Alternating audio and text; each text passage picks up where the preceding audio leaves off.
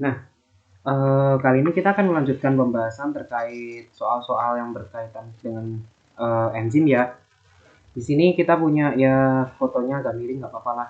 Tapi sudah aku rangkum di sini. Jadi itu kita punya semacam data initial rates berbagai konsentrasi substrat yang diperoleh dari suatu eksperimen yang melibatkan proses hidrolisis penisilin oleh enzim beta, ya enzim itulah pokoknya, oleh suatu enzim. Di sini kita punya datanya ya. Apa yang kita tentukan? Di sini pertama kita menentukan apakah data ini mengikuti model kinetika Michaelis Menten. Terus kita menentukan Km dan Vm dengan dua pendekatan. Kemudian kita menentukan produk yang diperoleh pada T 3 menit dan delta S sama dengan 7,2 kali 10 pangkat minus 5 molar ya. Kemudian kalau konsentrasinya 2 kali dari konsentrasi semula yaitu 5 kali 10 pangkat minus 5. Bagaimana pengaruhnya terhadap nilai Km, Kmax, dan P0. Kemudian parameter lain yang menentukan performa dari suatu enzim. Untuk pengerjaan, kali ini aku mengerjakannya di Excel agar lebih mudah ya dalam perhitungan juga. Nah, sebelumnya kita perlu tahu kalau grafik atau reaksi yang mengikuti model kinetika Michaelis Menten itu akan menghasilkan grafik yang berbentuk seperti ini. Ini berarti grafik yang cenderung parabola gitu ya. Nah, cenderung parabola, di mana di sini kita punya satu konsentrasi satu wilayah, satu range yang dia itu sempat linear. Nah, itu dari sini sampai daerah Vmax min 2, daerah Vmax per 2. Nah, di sini ini tuh daerah yang linear ya. Dalam konsentrasi substrat yang sangat kecil, di sini adalah daerah yang linear. Nah, sedangkan grafik yang tidak mengikuti Michaelis Menten adalah grafik enzim allosterik, di mana pada kasus ini enzim allosterik itu adalah enzim yang punya multiple active sites atau multiple subunit. Jadi satu enzim itu dia punya banyak sekali active sites yang mana nanti akan berpengaruh terhadap grafiknya. Nah, grafiknya akan menjadi seperti ini. Dia cenderung sedikit membentuk huruf S gitu ya. Kalau ini kan memang sudah seperti ini, logaritmik. Nah, kita bisa membuktikan ini melalui grafik ya. Jadi misalkan ini kita plot terlebih dahulu. Nah, ini dengan namanya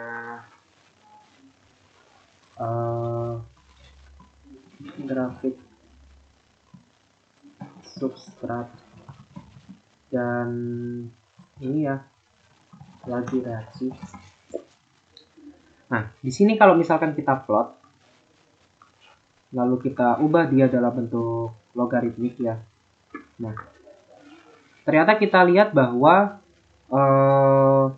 si ini substrat dan laju reaksi akan membentuk semacam grafik yang dia cenderung mengikuti Michaelis Menten di sini ya.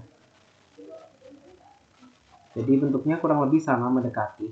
Toh juga kalau misalkan kita kasih data 0 juga mungkin akan terbentuk ini ya, gitu.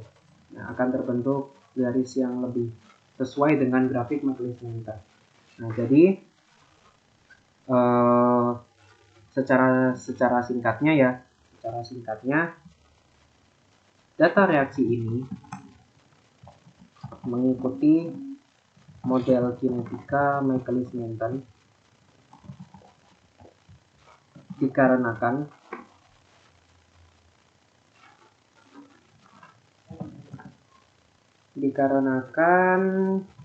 pada saat digambarkan dalam bentuk grafik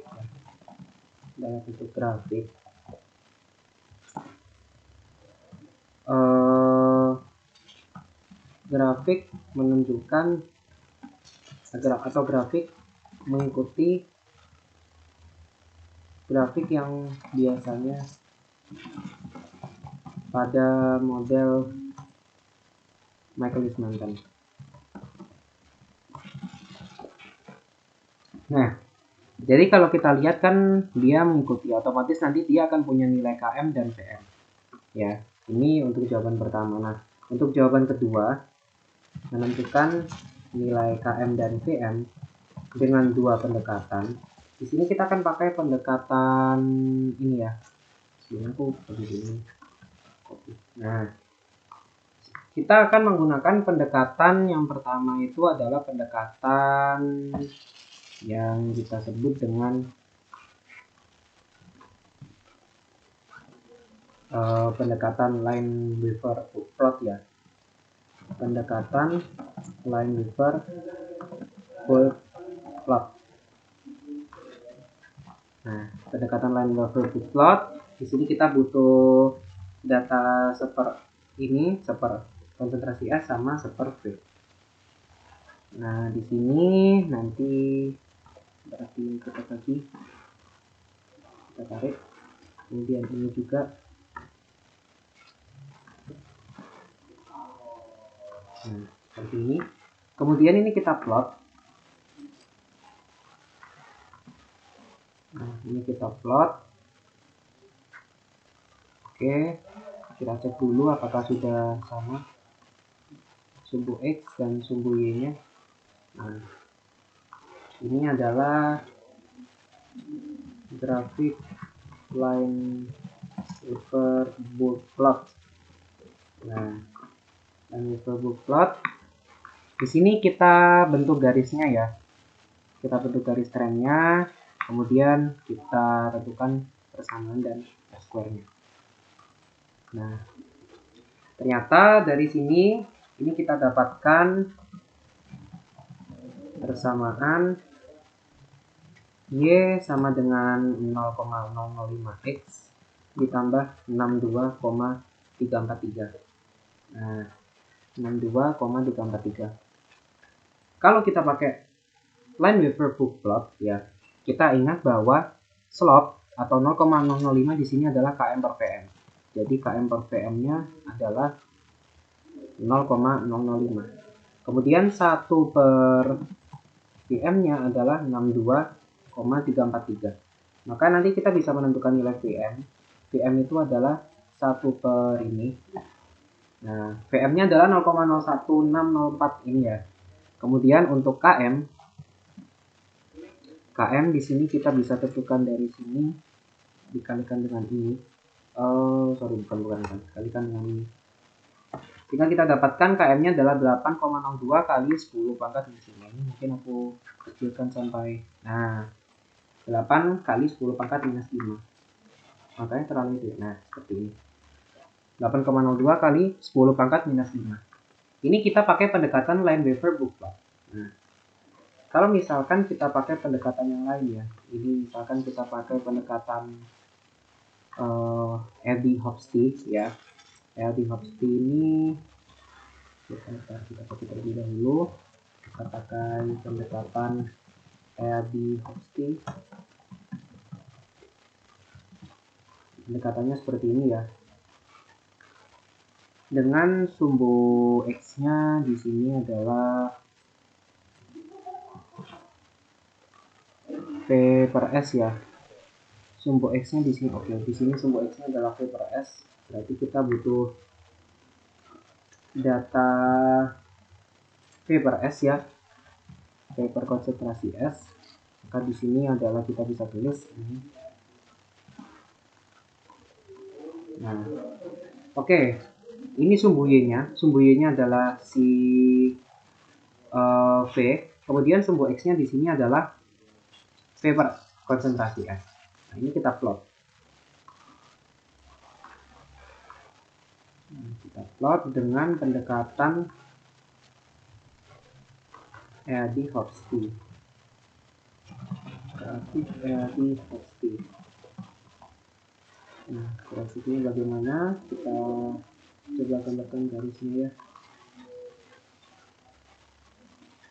Kita gambarkan. Di sini ternyata dari sini kita dapatkan persamaannya adalah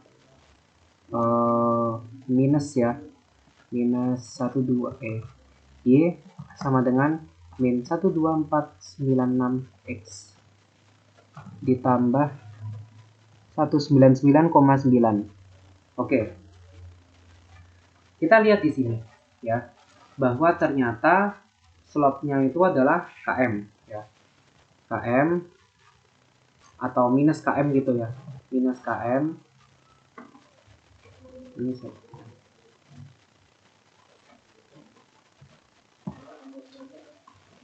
ini KM tadi nggak bisa ternyata. Oke, kita tulis KM saja kalau gitu. Nah, KM di sini adalah berapa ini tadi? 12496 ya. 12496. Kemudian untuk PM-nya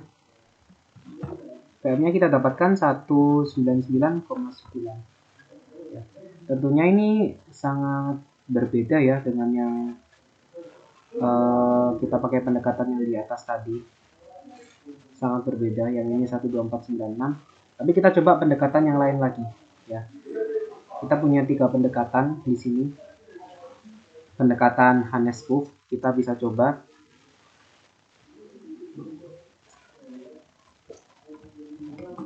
Pendekatan Hannes-Book.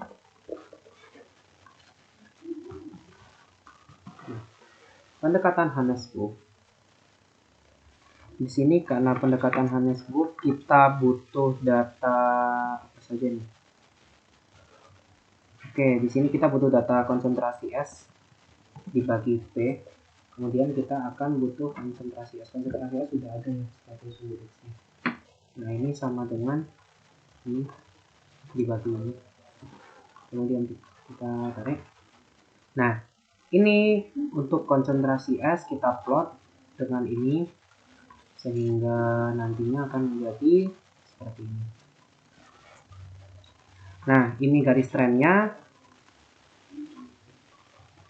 Kita tampilkan persamaan. Nah, ini ya. Oke, persamaan yang didapat Y sama dengan 62,618X ditambah 0,005. Oke, di sini kita punya nilai, berarti kita punya nilai km per Vm ini adalah 0,005. Kemudian 1 per Vm-nya adalah 62,618. Akhirnya kita dapatkan Vm sama dengan 1 per ini ya. Kemudian kita dapatkan Km-nya sama dengan ini dikalikan dengan ini. Ini kalau kita lihat ternyata masing-masingnya menghasilkan nilai yang berbeda-beda ya. Ya, nilai yang berbeda-beda antara ini, kemudian yang ini. Ini menghasilkan nilai yang berbeda-beda. Tapi kita bisa ambil salah satu pendekatan saja ya. Nanti akan digunakan nilai Km dan Vm dari yang kita pakai paling umum ya. Dari pendekatan apa yang pertama tadi, pendekatan Lineweaver atau double reciprocal, di mana nilainya di sini adalah Vm sekian, Km sekian. Oh, enggak.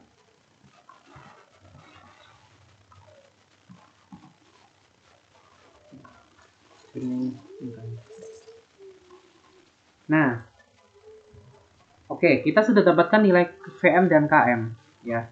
Kemudian yang kita lakukan adalah kita akan mencari produk yang diperoleh pada T sama dengan 3 menit dan konsentrasi S sekian ya.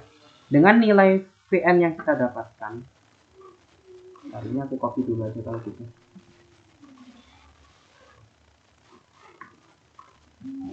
Nah, produk yang diperoleh pada T sama dengan 3 menit dan konsentrasi S sama dengan 7,2 kali 10 pangkat minus 5. Nah, kita tulis dulu T-nya 3 ya, kemudian konsentrasi S-nya di sini 7,2 kali 10 pangkat minus 5. Nah, kemudian kita ketahui kalau kita ingin mencari V, maka kita bisa melakukannya dengan mengalihkan antara Vm kemudian dikali dengan konsentrasi S dibagi dengan Km ditambah konsentrasi S. Itu ya. Itu V-nya, V initial rate-nya. Nah, kita akan mencari terlebih dahulu V ya. Kita cari initial rate-nya dulu. Jadi kita punya KM itu tadi di atas. Ini KM kita pakai ya. Nah, laju pembentukan produk adalah sama dengan ini VM dikalikan dengan konsentrasi S dibagi KM ditambahkan dengan konsentrasi S. Kita dapatkan nilainya laju pembentukan produk adalah sekian. Nah, maka konsentrasi produk yang diperoleh itu adalah laju initial rate-nya tadi ya dikalikan dengan waktunya. Waktunya 3 menit. Maka kita dapatkan konsentrasinya adalah 2,28 kali 10 pangkat minus 2. Minus 2 ini ya. Minus 2 molar ya. Nah, ini sudah kita dapatkan. Kemudian untuk pertanyaan berikutnya, jika konsentrasi S sama dengan 2 kali dari ini ya, dinaikkan 2 kali dari semula konsentrasi S-nya sekian, nah, pengaruhnya terhadap KM, VM, dan V0. Oke. Kalau misalkan ya, kita punya konsentrasi 1, konsentrasi S1 itu adalah 5 kali 10 pangkat minus 5 ya.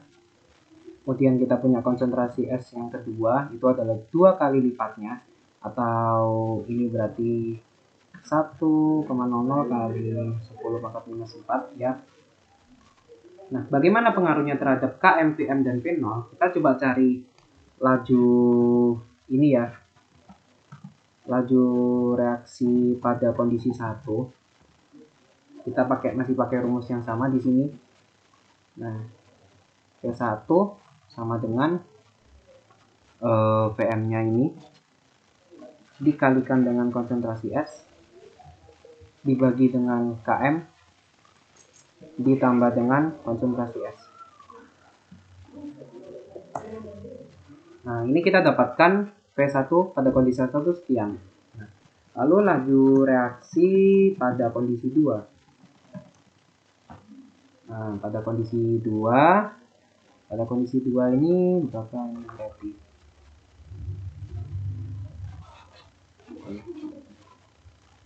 V2 sama dengan, kita pakai kondisi 2 ya, VM dikali konsentrasi bukan yang ini. Konsentrasi S yang kedua dibagi KM ditambah konsentrasi S yang kedua ini. Nah, kita dapatkan 8,90 kali 10 pangkat minus 3. Nah, itu berarti 0,008 ya. 0,008. Nah, kalau kita lihat secara perhitungan, nilai V2 akan meningkat ya. Meningkat daripada nilai V1. Lalu apa yang terjadi pada KM dan VM ya? Kalau misalkan pada kasus KM dan VM itu kan dipengaruhi oleh konsentrasi enzim ya. Jadi konsentrasi enzim pada kondisi awal. Nah, nilai VM itu seharusnya kan tetap. Dikarenakan nilai VM tidak dipengaruhi oleh konsentrasi substrat. Nah, lalu bagaimana dengan nilai KM? Nilai KM juga seharusnya tidak akan berubah gitu. Karena nilai KM itu akan berbeda lagi gitu. Jadi nilai KM juga tidak akan berubah alias konstan. Nilai KM dan PM ini hanya akan berubah kalau misalkan ada faktor-faktor, mungkin enzimnya diganti, atau mungkin kita menambahkan inhibitor, atau mungkin kita menambahkan perlakuan tertentu yang mana itu akan menyebabkan perubahan nilai VM dan KM gitu. Jadi cara perhitungan nilai V2 akan meningkat daripada V1. Peningkatannya berapa ini rasionya? V2 dibanding V1. Coba kita bandingkan ya rasionya. Akan meningkat. Nah, V2 akan meningkat sebesar 1,17 ya, 1,17 kali dari V1 begitu. Nah, ini untuk yang pertanyaan ketiga. Lalu pertanyaan keempat. Nah, ini mudah ya. Parameter apa yang menentukan performa suatu enzim? Parameter lain tentu suhu, pasti ya, suhu. Nah, suhu optimal suatu enzim akan menyebabkan performa suatu enzim juga optimal. Ya, itu pasti. Kemudian kalau kita bahas lagi terkait pH juga ya. pH juga begitu, pH optimal suatu enzim akan menyebabkan performa suatu enzim juga optimal. Kemudian selain itu, performa suatu enzim juga ditentukan dari keberadaan inhibitor ya. Adanya inhibitor akan menurunkan kinerja enzim ya. Kemudian ada juga yang namanya sistem imobilisasi ya. Sistem imobilisasi di mana sistem ini akan menyebabkan perubahan kinerja enzim karena dia ada perlakuan yang berbeda. Kalau sistem imobilisasi itu misal kita punya suatu reaktor ya. Biasanya kalau misalkan kita punya bioreaktor, kemudian kita lewatkan feed ya, di dalam sudah ada enzim, kita lewatkan feed dan keluar dalam bentuk produk. Nah, produk itu bisa saja dia masih ada di dalam enzim atau bisa saja tercampur dengan enzim. Nah, maka dari itu akan ada pemisahan antara produk dengan enzim sehingga produknya bisa kita ambil, enzimnya kita kembalikan ke tangki bioreaktor. Tapi sistem imobilisasi itu adalah kondisi di mana kita nggak perlu memisahkan antara enzim dengan produk karena enzim akan tetap berada di tangki bioreaktor. Sehingga substrat akan masuk, kemudian yang keluar hanyalah produk saja karena enzim akan tetap berada di dalam tangki bioreaktor. Itu akan kita bahas lebih banyak dalam pembahasan terkait sistem imobilisasi enzim ya. Dan ini juga akan mempengaruhi performa dari suatu enzim dalam hal laju reaksinya sebenarnya, laju initial rate-nya. Seperti itu. Jadi mungkin ini adalah 4 parameter yang mempengaruhi ya. Kemudian yang jelas selain data Km dan Vm, tentu juga pasti jenis enzim akan mempengaruhi ya, karena enzim yang berbeda akan memberikan hasil yang berbeda pastinya. Nah, jadi ini adalah parameter-parameter yang mempengaruhi performa suatu enzim. Nah, jadi ini untuk pembahasan yang nomor 1 seperti ini ya. Untuk pembahasan latihan kita sudah menentukan apakah dia termasuk Michaelis-Menten atau bukan. Kita juga sudah menentukan ininya ya, pendekatan-pendekatannya. Kita pakai 3 pendekatan sekaligus karena kita menggunakan Excel, jadi pendekatan lebih mudah ya.